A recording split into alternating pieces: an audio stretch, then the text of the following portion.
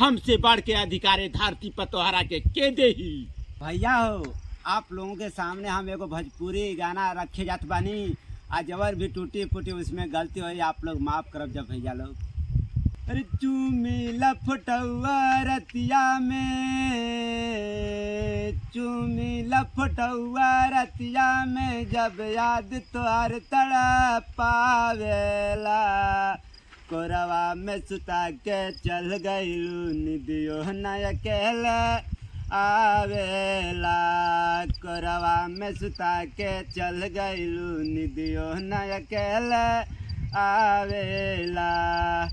जब से जिंदगी में आइलू तू, बन के बार बह गइलो तू, बन के बार बह गइलो तू। अरे जब से जिंदगी में आइलू तू, बन के बार बह गइलू तू, बन के बार बह गइलू तू।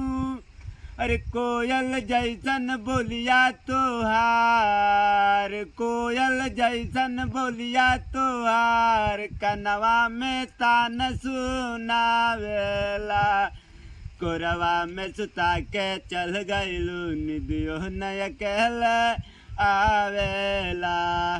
मिसाले मोहब्बत के पैगाम के देही, अरे लड़ा के अखिया के जाम के देही। अरे मिसाले मोहब्बत के पैगाम के देही, लड़ा के अखिया के जाम के देही। ए गोरी हम तो तोहरा के अपने जिगर से साट के राखल चाहिला, हमसे बढ़ के अधिकारे धरती पर तोहरा के देही।